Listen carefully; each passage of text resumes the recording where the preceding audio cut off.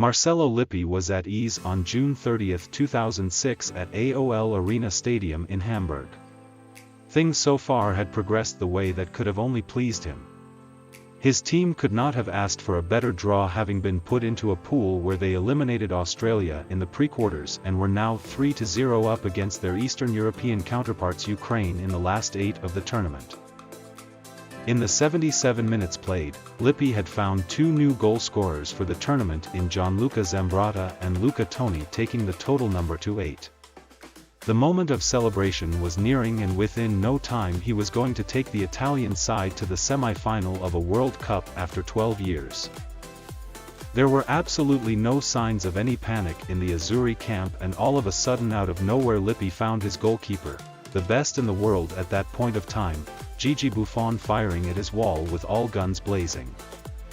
The anxiety in his gestures and the fear in his eyes were in no way describing the position his team was sailing through.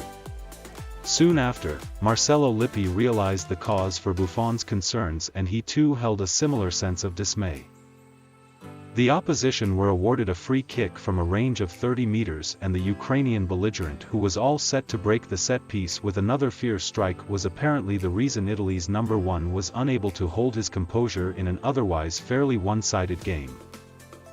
Such was the impact the Ukrainian held on the course of the game, who incidentally happened to be loved in Milan more than many of the Italian players themselves were. The hot-blooded forward, glowing as an invigorated flash in color yellow, donning the number 7 jersey the other night, was none other than the wonder boy of the Rossoneri, Andriy Shevchenko.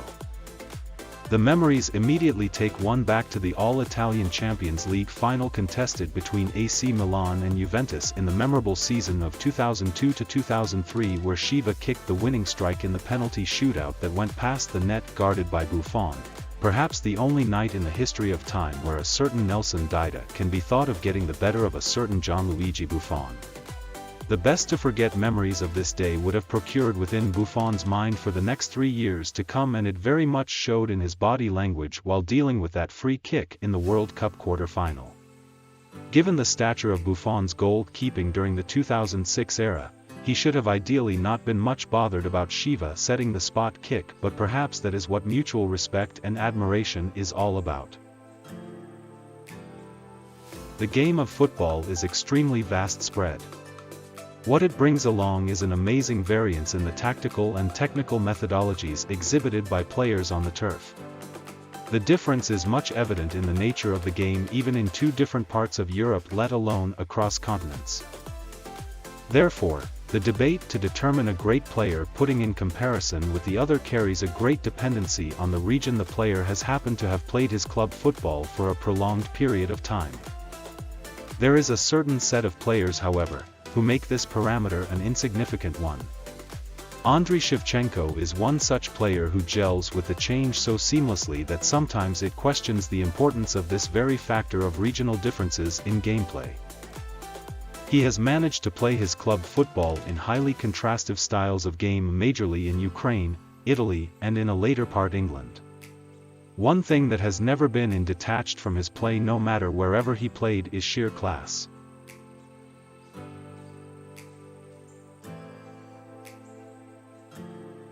In 1986, at the age of 10, Sheva was rejected over his dribbling skills by a school in Kiev, but very soon he was absorbed in the youth squad of Ukraine's elite club Dynamo Kiev.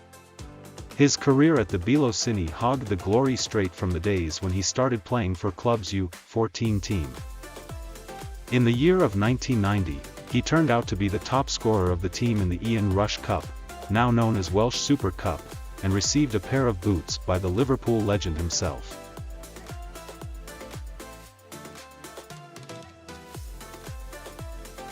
Very soon he started being a part of Dynamo's first team and immediately started finding the net often enough to be soon reckoned as club's machine of goals. The highlight of his career with Dynamo Kiev would always be the first half hat-trick that he scored against Barcelona in the group stage of the 1997-98 Champions League, where they eventually drubbed the Catalans 4-0. A year later, the temptation of joining a bigger club could no longer resist, and he made his way to San Siro. What followed remains history.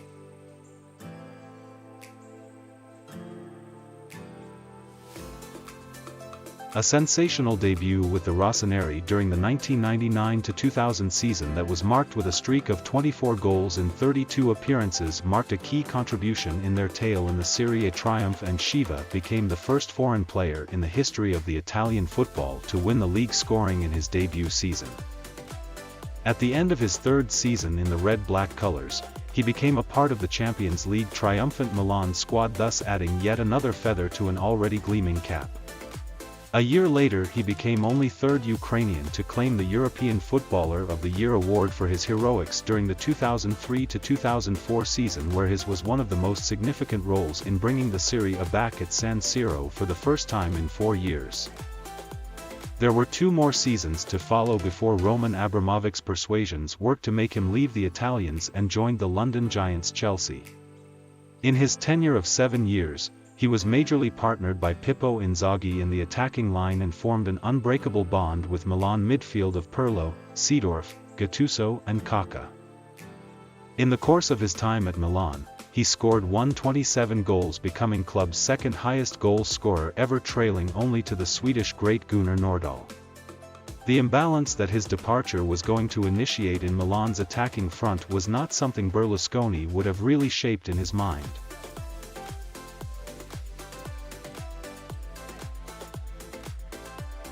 Sheva, however, joined the Londoners donning his favoured number 7 in the colour blue as well.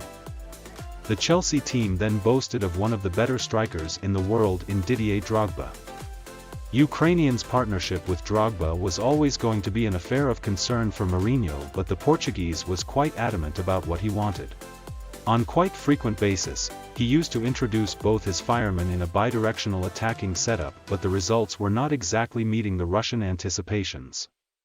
Very soon questions started raising against the most expensive English buy in years, and it was about time Mourinho came up with some real answers. Shevchenko remained on and off form and was not finding it easy to cast into the English setup. The inconsistency in his form started prolonging, and he no longer remained Chelsea's favourite starter.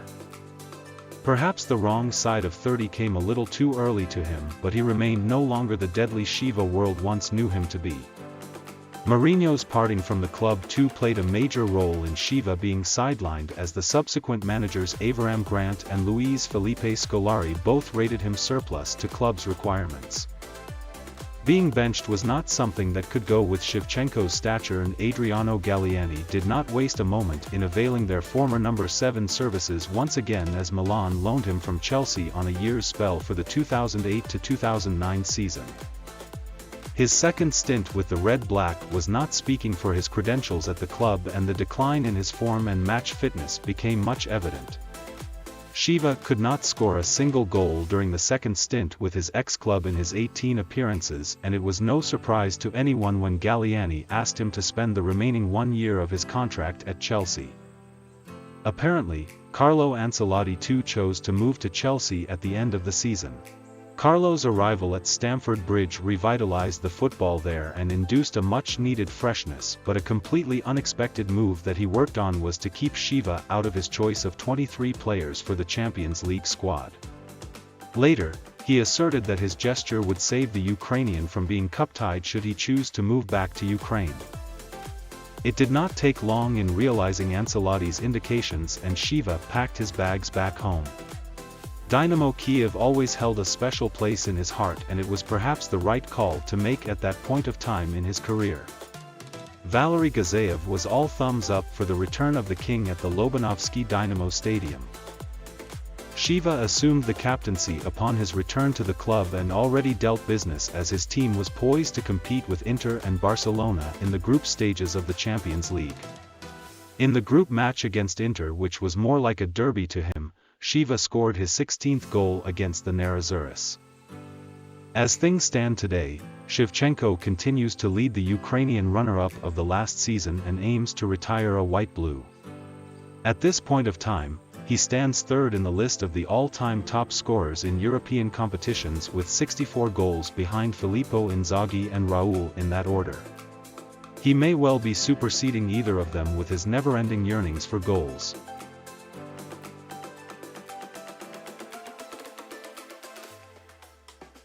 The legends are those who carry the same momentum and form that they display on the club even while representing their nation, and Shiva cannot be possibly discounted from this aspect too. Having won 99 caps for the country, Shevchenko today tops the chart in the history of Ukraine's goal scorers with 45 goals at his claim. Due to the lack of top-notch players at their disposal, Ukraine have failed to maintain their presence at the international competitions of the highest level. What the world football camaraderie has missed on their part is, to continually see a legendary striker ornamenting an event of this level with his skills and lethality. The World Cup of 2006 in Germany remains the spotlight of his international career, where Ukraine reached to the last 8 of the competitions only to be humbled by the Italians, having made up of many of Shiva's teammates in Milan. Although Ukraine failed to deliver a single major upset during the course of the event, they made their presence felt till the last 8, which was an attainment in itself nevertheless.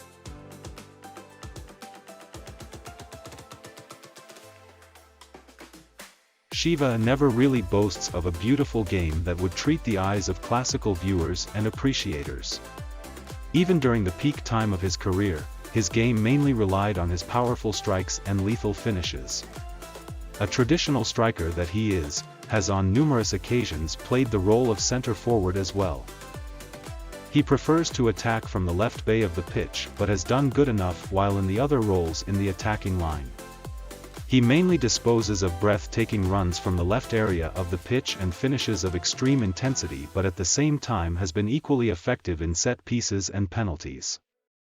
One thing that speaks against him is winning balls from the air has never really been his forte. The usual sight that one could visualize him in would be the giant killer figure steaming in from the left wing, making a run that could prove to be a nightmare even for the best-in-class center-backs around the world. Andriy Shevchenko's story is one that will be remembered for years to come. He rose from humble beginnings to become a true legend in European football, showcasing his incredible talent and unwavering dedication to the sport. You have just watched the Football Wonders product. Let us know what you suppose by opinion below. If you're interested, hit the like and subscribe to catch the next videos. I'll see you there.